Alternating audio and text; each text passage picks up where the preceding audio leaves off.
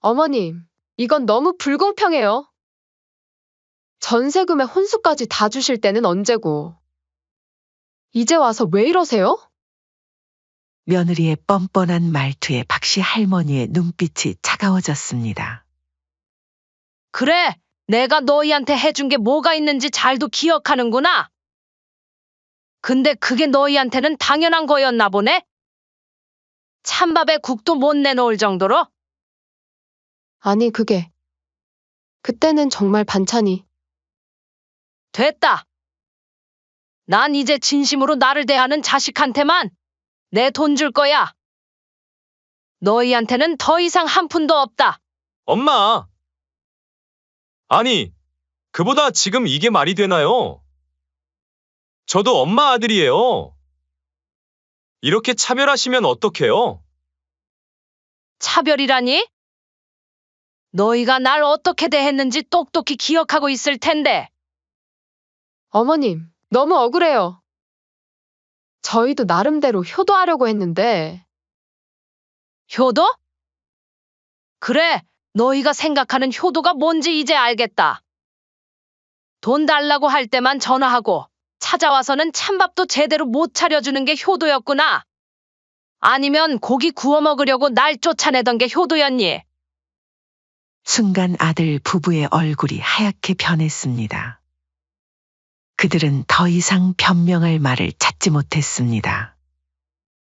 아, 알았어요.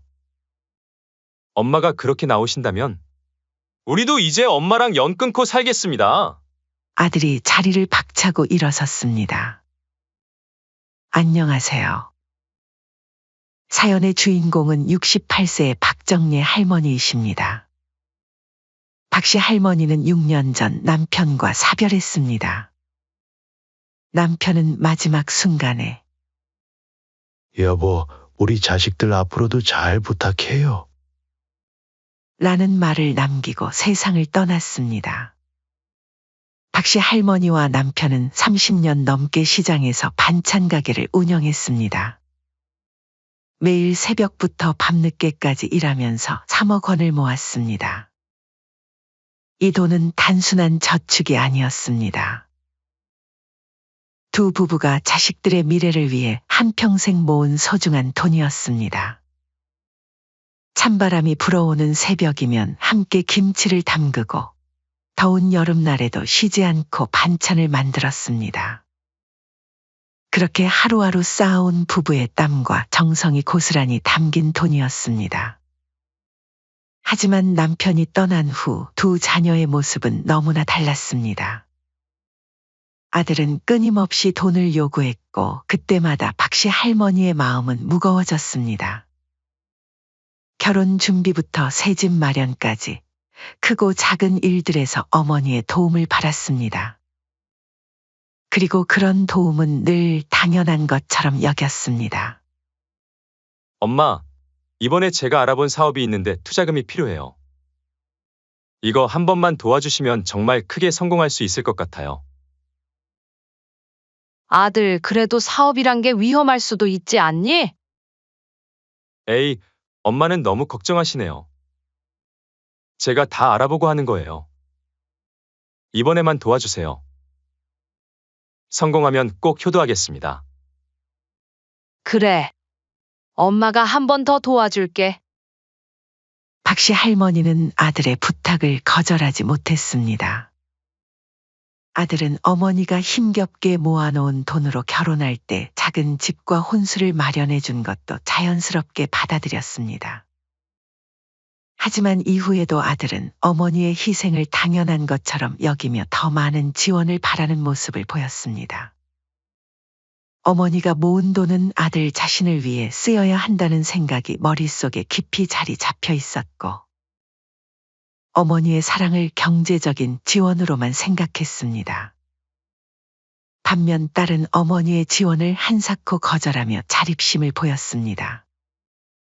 엄마, 이 돈 그냥 가지고 계세요. 전 이제 직장도 다니고 돈도 벌 수 있어요. 그래도 내가 결혼할 때 엄마가 뭐라도 해주고 싶은데. 그동안 절 키워주신 것만으로도 충분해요. 이제는 엄마가 좋은 옷도 입고 맛있는 것도 드시면서 편하게 사세요. 그게 제가 바라는 거예요. 딸의 이러한 태도는 박씨 할머니에게 큰 위로가 되었습니다. 한 달에 한 번은 꼭 찾아와 반찬을 해주고 집안 청소도 도와주었습니다.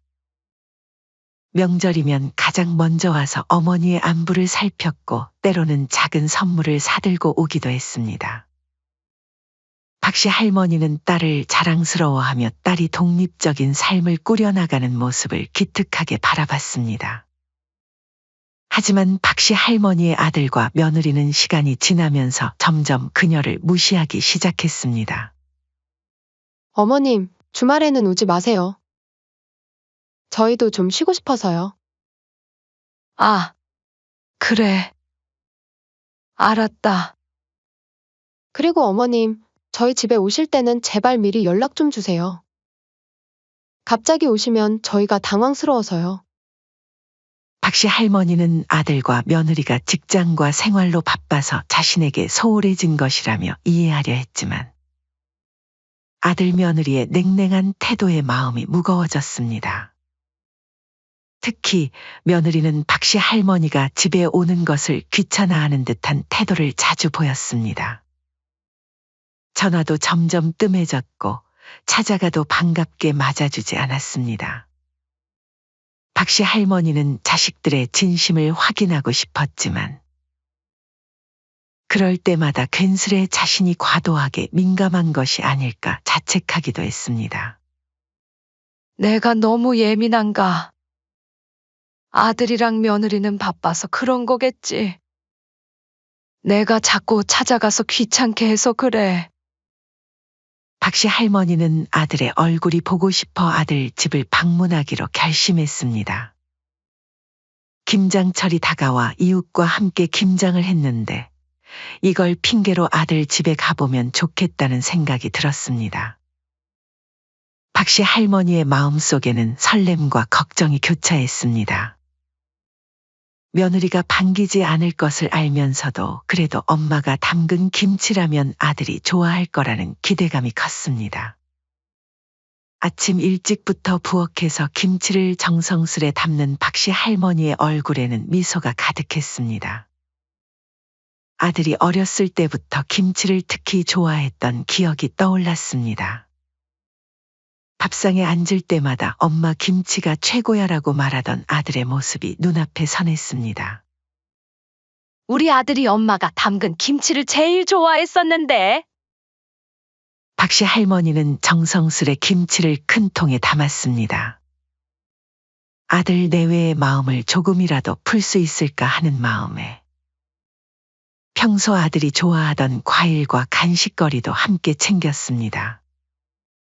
한 아들의 집까지 버스를 2번이나 갈아타야 했지만 아들 얼굴을 볼 생각에 피곤한 줄도 몰랐습니다. 첫 번째 버스에서 내려 2번째 버스를 기다리는 동안에도 박씨 할머니의 마음은 복잡했습니다. 이렇게 갑자기 가도 될까? 하는 걱정도 들었지만 그래도 엄마가 김치 가져다 주는데 뭐라 하겠어. 하는 생각으로 스스로를 달랬습니다. 하지만 아파트 현관 앞에 도착하자 박씨 할머니의 발걸음이 무거워졌습니다. 며느리가 달갑지 않아 할 것 같아 잠시 망설였습니다. 전화를 먼저 할까 했지만 이미 이렇게 온 마당에 전화하기도 민망했습니다. 김치통을 들고 있는 팔이 점점 무거워졌습니다.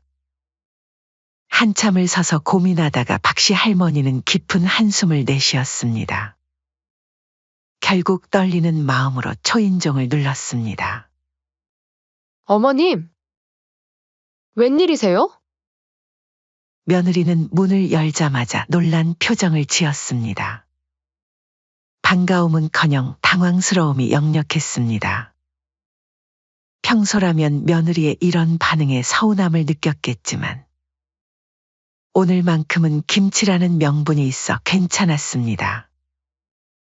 김장을 했는데 우리 아들이 내가 담근 김치 좋아하잖아.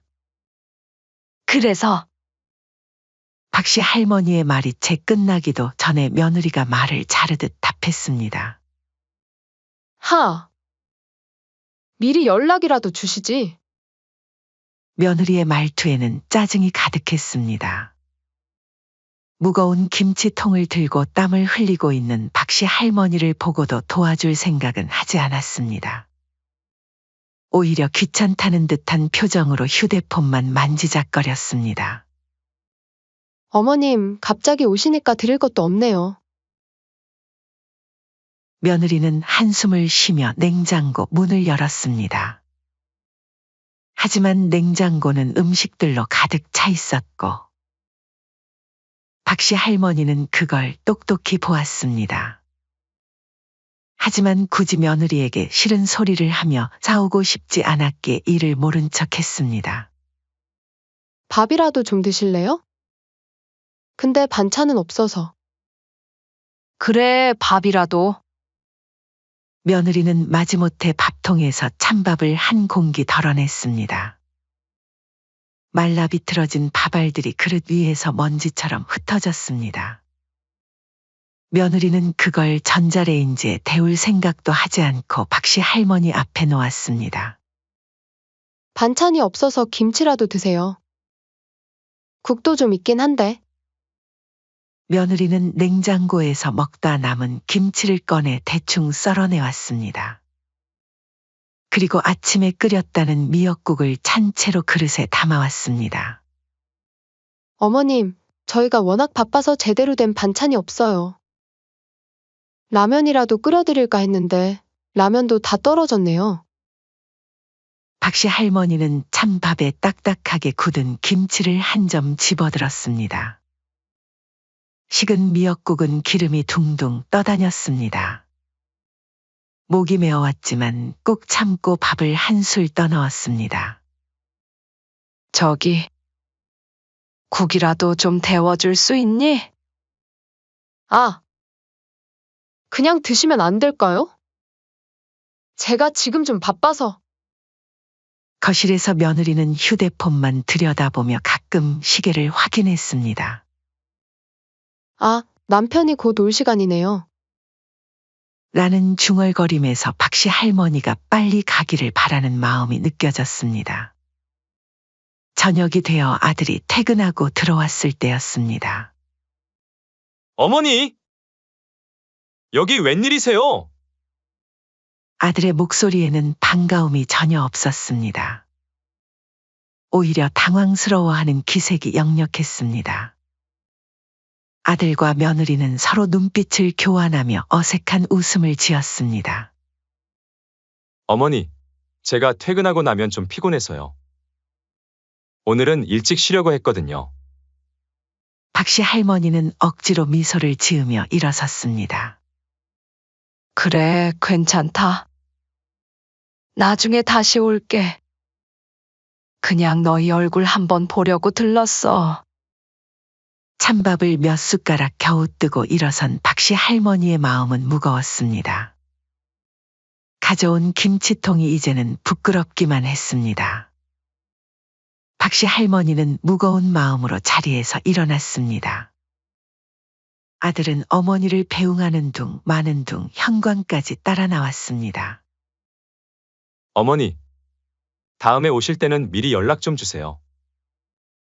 오늘처럼 갑자기 오시면 저희도 당황스러워서. 아들의 말에 박씨 할머니의 가슴이 더욱 시려왔습니다. 무거운 발걸음으로 아파트를 나온 박씨 할머니는 버스정류장으로 향했습니다. 저녁 공기가 차가웠지만 그보다 더 차가운 건 아들과 며느리의 태도였습니다. 정류장 벤치에 앉아 버스를 기다리던 중 지갑을 찾으려 가방을 뒤적이던 박씨 할머니의 손이 덜덜 떨리기 시작했습니다. 아이고, 지갑이. 그제야 아들 집 식탁에 지갑을 두고 온 게 생각났습니다. 버스비도 없이 이 밤중에 어떻게 집에 갈지 막막했습니다. 할 수 없이 다시 아들의 아파트로 발걸음을 돌렸습니다. 멀리서부터 익숙한 냄새가 코를 찔렀습니다. 분명 고기 굽는 냄새였습니다. 한 발자국 한 발자국 가까이 갈수록 그 냄새는 더욱 진해졌고 박씨 할머니의 심장은 점점 더 빠르게 뛰었습니다. 설마? 아들의 집 앞에 다다르자 의심의 여지가 없었습니다. 달콤한 고기 냄새와 기름 지글지글 타는 소리가 문틈으로 새어나왔습니다. 방금 전까지 반찬이 없다, 라면도 없다며 찬밥과 물국을 내밀던 아들 부부가 떠올랐습니다. 박씨 할머니는 순간 현기증이 날 것 같았습니다. 떨리는 손으로 초인종을 눌렀습니다. 문이 열리는 순간 박씨 할머니의 눈앞에 믿을 수 없는 광경이 펼쳐졌습니다. 불판 위에서는 기름기 잘잘 흐르는 한우 등심이 지글지글 구워지고 있었고 상다리가 휘어질 정도로 차려진 밑반찬들, 새하얀 쌀밥 반들반들 윤이 나는 상추와 깻잎까지. 방금 전 자신에게 내준 찬밥과는 전혀 다른 세상이었습니다. 이게 무슨 일이니? 아까는 반찬도 없고 라면도 없다더니? 순간 아들과 며느리의 얼굴이 하얗게 질렸습니다. 고기를 뒤집던 젓가락이 바닥에 떨어져 찰그렁 소리를 냈습니다. 어머니. 이거 그게 어머님, 이거 유통기한이 내일까지라. 서둘러 변명하는 아들 부부의 목소리가 떨렸습니다. 하지만 그들의 눈빛에는 미안함보다는 들킨 것에 대한 당황스러움만이 가득했습니다. 며느리는 어색한 미소를 지으며 변명했지만 그 목소리에는 박씨 할머니에 대한 죄책감이나 미안함은 찾아볼 수 없었습니다. 어머니 같이 드시고 가실래요? 아들이 건성으로 말했습니다. 그 말에도 진심은 찾아볼 수 없었습니다. 마치 형식적인 인사처럼 어쩔 수 없이 하는 말 같았습니다. 맞아요, 어머님. 며느리가 비죽 웃으며 말을 이었습니다. 근데 어머님은 아까 저희가 드린 저녁 드셨으니까. 괜찮으시죠? 며느리의 얄미운 말투에 박씨 할머니의 손이 부들부들 떨렸습니다. 찬밥 몇 술로 때운 저녁이 갑자기 목구멍까지 치밀어 올랐습니다. 눈앞이 흐려지는 것 같았지만 이들 앞에서 눈물을 보일 수는 없었습니다. 지갑만 주면 돼. 어머니 정말 안 드시고 가세요? 됐다. 난 먹을 거 없다며 찬밥도 못 다 먹고 나왔는데. 너희끼리 실컷 먹어라. 박씨 할머니는 지갑을 받아들고 휘청이는 발걸음으로 돌아섰습니다. 코끝에 맴도는 고기 냄새가 이제는 눈물 냄새처럼 느껴졌습니다. 현관문을 닫고 나오는 순간 안에서 들리는 아들 부부의 웃음소리가 박씨 할머니의 가슴을 칼로 베어내는 것 같았습니다. 그 웃음소리에는 방금 전에 당황스러움이나 어색함은 전혀 없었습니다. 마치 아무 일도 없었다는 듯이 자신을 내쫓고 다시 시작된 아들 부부만의 즐거운 저녁 식사였습니다. 집으로 돌아오는 버스 안에서 박씨 할머니는 창밖만 바라보았습니다. 차창에 비친 자신의 모습이 처연해 보였습니다. 집에 도착해서도 박씨 할머니는 한동안 멍하니 앉아 있었습니다. 텅 빈 방 안에 홀로 앉아 있자니 서러움이 북받쳐 올랐습니다. 그날 이후로 박씨 할머니는 아들의 집을 찾지 않았습니다. 하지만 며칠 뒤부터 아들과 며느리의 연락이 부쩍 잦아졌습니다. 마치 그날의 일은 없었다는 듯이 수시로 전화를 걸어왔습니다. 처음에는 안부를 묻는 것처럼 시작했지만 대화가 이어질수록 그들의 진짜 의도가 드러났습니다. 엄마, 이번에는 진짜예요. 제가 찾은 투자처가 아주 괜찮은데 엄마가 좀 도와주시면. 사업 자금이 필요하다거나 사고 싶은 게 있다던가. 매번 전화할 때마다 돈 얘기를 꺼내는 아들 부부였습니다. 그제야 박씨 할머니는 모든 것을 깨달았습니다. 자신이 아들과 며느리에게 그저 돈줄에 불과했다는 것을. 그날의 찬밥과 한우 사건은 어쩌면 그동안 보지 못했던 진실을 알려준 것인지도 모릅니다. 박씨 할머니의 마음 한구석이 차갑게 식어갔습니다. 더 이상은 안 되겠다는 생각이 들었습니다. 이대로 가다가는 자신이 평생 모은 돈도 바닥나고 아들의 철없는 행동도 고쳐지지 않을 것 같았습니다. 자신을 돈줄로만 여기는 아들 부부에게 똑같이 갚아주고 싶었습니다. 박씨 할머니는 마음을 다잡았습니다. 이제는 아들 부부에게 제대로 된 복수를 해야 할 때였습니다. 고기 사건 이후 박씨 할머니는 아들과 며느리의 본 모습을 더욱 선명하게 보게 되었습니다. 돈을 요구할 때면 살갑게 굴다가도 거절하면 금세 차가워지는 아들의 태도가 이제는 낯설게만 느껴졌습니다. 아들은 끊임없이 투자 자금을 요구했습니다.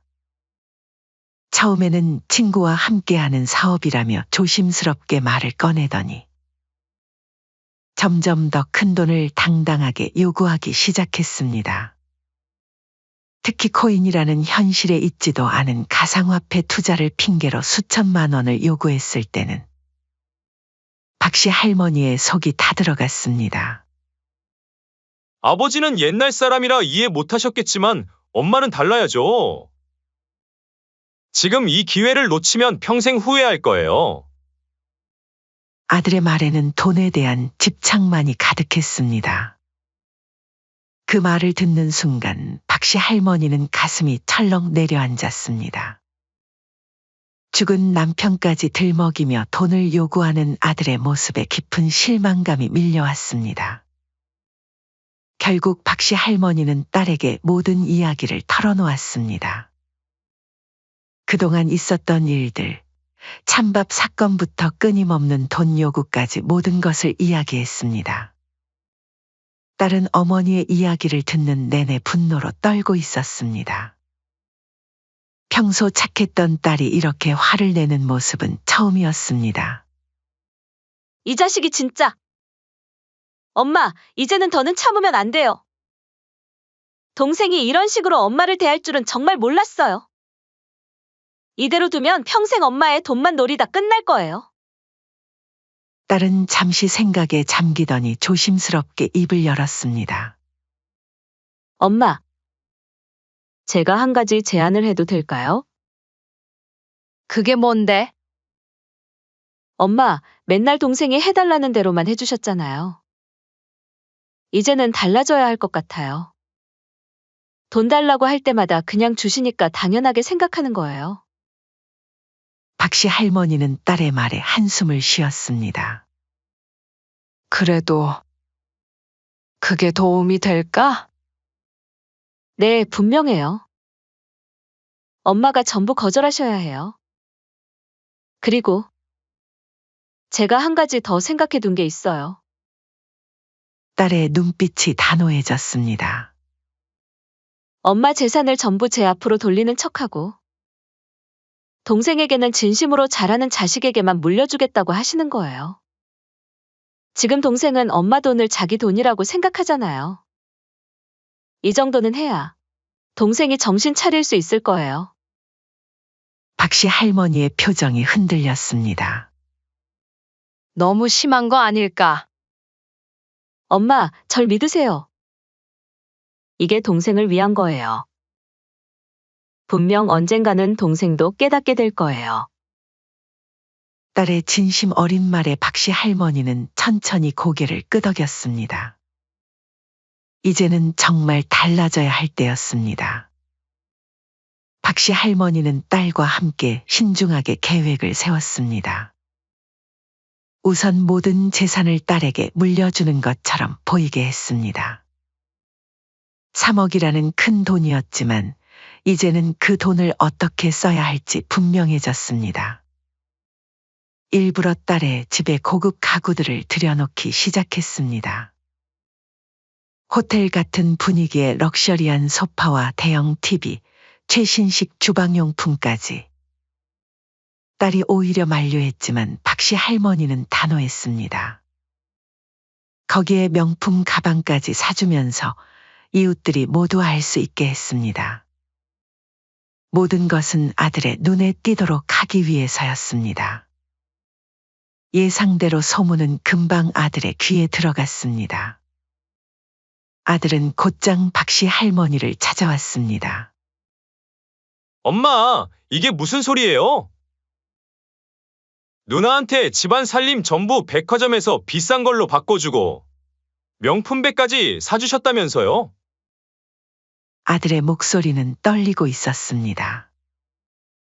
며느리도 옆에서 초조한 듯 손톱을 물어뜯고 있었습니다. 박씨 할머니는 태연하게 대답했습니다. 그래, 네 누나가 나한테 잘하니까 해준 거야. 앞으로도 더 해줄 거고. 이 말을 들은 아들 부부의 얼굴이 새하얗게 변했습니다. 특히 며느리는 입술을 깨물며 안절부절 못했습니다. 그날 이후 아들과 며느리의 태도가 확연히 달라졌습니다. 갑자기 박씨 할머니를 찾아와 안부를 묻고 음식을 해온다며 살갑게 굴었습니다. 하지만 그들의 눈빛에는 여전히 돈에 대한 집착만이 가득했고 그들의 행동이 진심이 아님을 박씨 할머니는 한눈에 알 수 있었습니다. 눈에 띄게 초조해 보이는 아들과 며느리 모습에서 박씨 할머니는 자신들의 계획이 통하고 있음을 느꼈습니다. 아들과 며느리는 이제는 어머니의 재산이 딸에게 넘어갈까봐 더욱 조급해진 듯했습니다. 설상가상으로 아들은 급하게 가상화폐 투자 이야기를 꺼냈습니다. 하지만 이번에는 박씨 할머니의 대답은 평소와 달랐습니다. 미안하다. 이제 엄마는 네 누나한테 줄 돈밖에 없어. 네 누나는 나를 진심으로 잘 챙겨주니까? 이 말을 들은 아들 부부의 표정이 순식간에 일그러졌습니다. 며느리는 울상이 되어 항변했습니다. 어머님, 이건 너무 불공평해요. 동서는 필요 없다고 해서 안 받은 거잖아요? 저희는 어머님이 좋아서 해주신 거면서. 이제 와서 왜 이러세요? 전세금에 혼수까지 다 주실 때는 언제고. 며느리의 뻔뻔한 말투에 박씨 할머니의 눈빛이 차가워졌습니다. 그래, 내가 너희한테 해준 게 뭐가 있는지 잘도 기억하는구나. 근데 그게 너희한테는 당연한 거였나 보구나. 찬밥에 국도 못 내놓을 정도로? 박씨 할머니의 차가운 말에 며느리는 순간 얼어붙었습니다. 아니, 그때는 정말 반찬이. 됐다. 난 이제 진심으로 나를 대하는 자식한테만 내 돈 줄 거야. 돈이 아닌 진짜 효도가 뭔지 아는 자식한테? 박씨 할머니의 단호한 선언에 아들은 발끈하며 자리에서 벌떡 일어났습니다. 엄마! 그때 그건... 아니, 그보다 지금 이게 말이 되나요? 저도 엄마 아들이에요. 이렇게 차별하시면 어떡해요? 차별? 내가 언제 차별했니? 너희가 날 어떻게 대했는지 똑똑히 기억하고 있을 텐데. 그래도 엄마, 전 아들이잖아요. 누나는 결혼할 때 한 푼도 안 받았으면서 저희가 뭐 조금 더 받았다고 이제 와서 그러시는 거예요? 아들이 결국 폭발하듯 소리를 질렀습니다. 며느리도 눈물을 글썽이며 거들었습니다. 어머님, 이제 와서 저희 보고 그러시면 너무 억울해요. 저희도 나름대로 효도하려고 했는데, 효도? 그래, 너희가 생각하는 효도가 뭔지 이제 알겠다.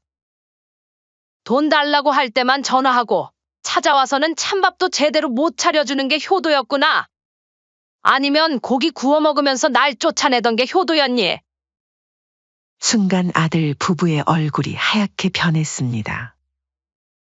그들은 더 이상 변명할 말을 찾지 못했습니다.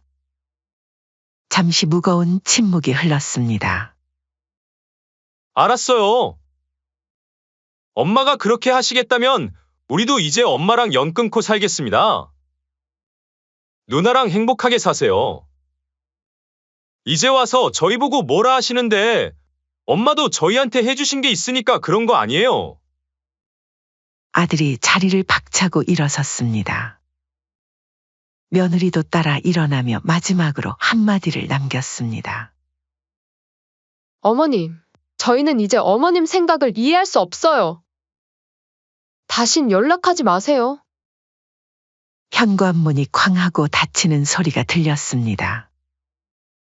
박씨 할머니는 담담하게 그들의 뒷모습을 지켜보았습니다.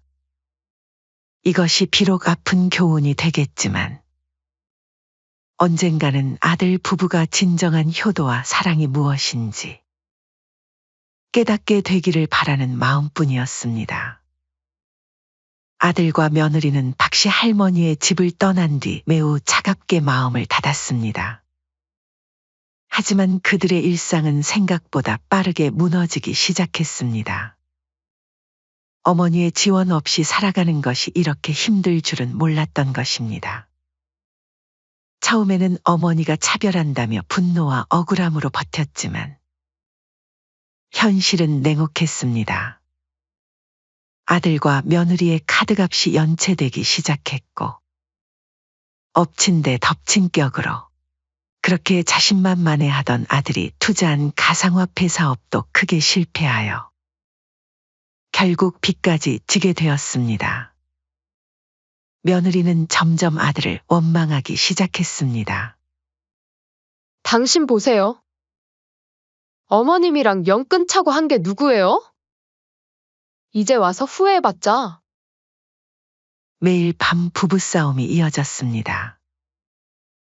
아들은 자존심 때문에 어머니께 도움을 청할 수도 없었고 친구들에게조차 이런 처지를 털어놓을 수 없었습니다. 밤마다 한숨만 쉬며 천장을 바라보는 날들이 계속되었습니다.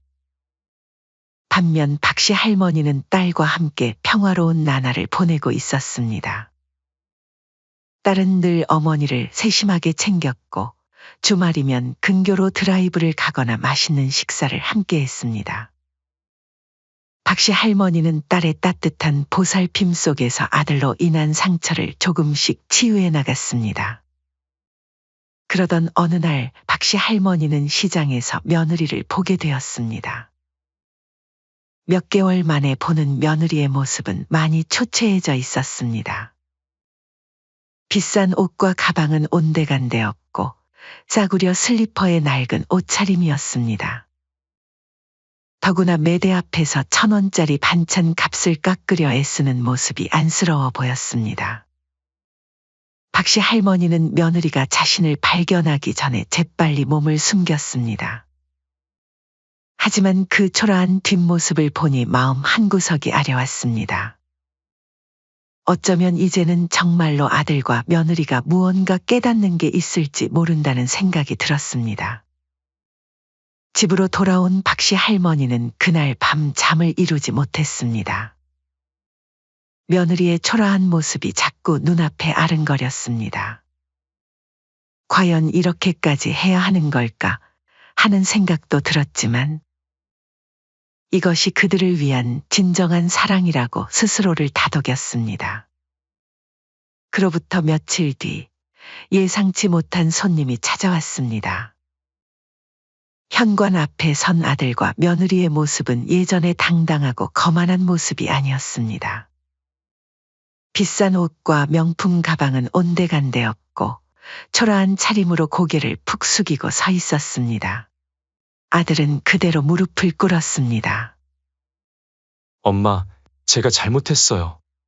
이제는 돈이 아닌 엄마와의 관계를 회복하고 싶어. 떨리는 목소리였지만 거기에는 진심이 묻어 있었습니다.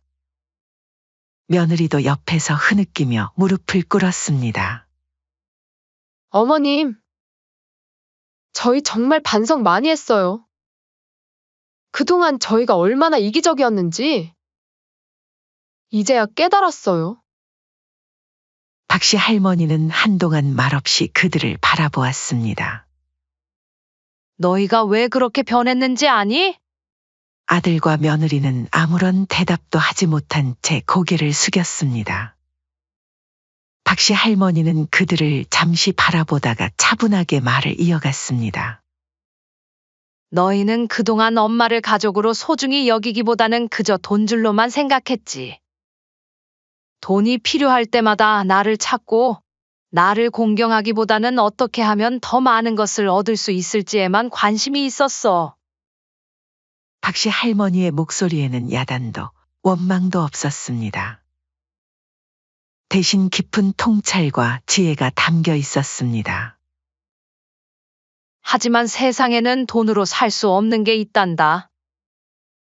부모의 마음, 자식의 도리, 가족의 정. 이런 건 돈을 쌓아도 살 수 없어. 오히려 돈에 눈이 멀면 이런 소중한 것들을 잃어버리지. 돈이 아니라 사람을 봐야 한다는 걸 왜 이렇게 늦게 깨닫니? 아들의 어깨가 떨렸습니다. 며느리도 흐느끼기 시작했습니다. 엄마가 너희를 내친 건 미워서가 아니야. 너희가 이 사실을 깨닫길 바라는 마음이었어. 돈보다 더 중요한 것이 무엇인지, 가족의 의미가 무엇인지 알게 되길 바랐단다. 박씨 할머니의 말에 아들과 며느리는 한동안 아무 말도 하지 못했습니다. 그저 눈물만 흘리며 자신들의 과거를 돌아보고 있었습니다. 어머니의 말씀 한마디 한마디가 가슴 깊이 박혔습니다. 지금까지 돈만 보고 살아온 자신들의 모습이 부끄럽게 느껴졌습니다. 박씨 할머니는 그들의 모습을 지그시 바라보았습니다. 단순히 돈이 부족해서 찾아온 것이 아니라는 것을 알 수 있었습니다. 아들의 눈빛에서 진심으로 반성하고 후회하는 마음이 보였고, 며느리의 흐느낌에서도 깊이 뉘우치는 마음을 느낄 수 있었습니다. 이제는 돈보다 가족을 더 소중히 여기는 법을 배워야 해. 엄마는 언제나 너희 편이야. 그 말과 함께 박씨 할머니는 아들을 일으켜 세워 안아주었습니다. 그 순간 아들의 눈에서는 어린 시절의 그 순수함이 다시 비쳤고, 며느리의 얼굴에도 진심 어린 미소가 번졌습니다. 그 후로 아들과 며느리는 완전히 달라졌습니다. 매주 찾아와 어머니의 안부를 살폈고, 명절이면 제일 먼저 와서 제사 준비를 도왔습니다. 특히 며느리는 박씨 할머니의 건강을 챙기며 정성스레 반찬을 만들어 가져왔습니다. 이제는 돈 이야기는 일절 꺼내지 않았고, 대신 어머니의 젊은 시절 이야기나 아버지와의 추억을 들으며 함께 웃고 울었습니다. 아들과 딸과의 관계도 회복되었습니다. 처음에는 어색했지만 시간이 지날수록 남매의 정이 되살아났습니다. 주말이면 온 가족이 모여 식사를 하고 딸과 며느리가 함께 부엌일을 하는 모습을 보며 박씨 할머니는 깊은 행복을 느꼈습니다. 하지만 이런 평화로운 나날 속에서도 박씨 할머니의 마음 한구석에는 새로운 고민이 자리 잡고 있었습니다. 이제 아들과 며느리에게 다시 경제적 지원을 해주어야 할지 말아야 할지가 늘 마음에 걸렸습니다. 아들과 며느리의 변화는 분명 진심 어린 것 같았습니다. 이제는 돈 얘기를 꺼내지도 않고 정성으로 어머니를 공경하는 모습이 역력했습니다. 하지만 박씨 할머니는 혹시라도 자신이 돈을 지원하기 시작하면 그들이 예전의 모습으로 돌아가지는 않을까 걱정되었습니다. 지금의 이 소중한 관계가 다시 돈 때문에 차가워질까 두려웠습니다. 여러분은 어떻게 생각하시나요? 제가 이제 아들과 며느리에게 다시 경제적 지원을 해줘도 할까요? 아니면 지금처럼 마음만 나누는 것이 더 나을까요? 이것이 단순한 돈 문제가 아닌 한 가족의 진정한 행복이 걸린 문제라는 것을 박씨 할머니는 잘 알고 있었습니다. 그래서 더욱 신중하게 고민하고 있습니다. 사연은 여기까지였습니다.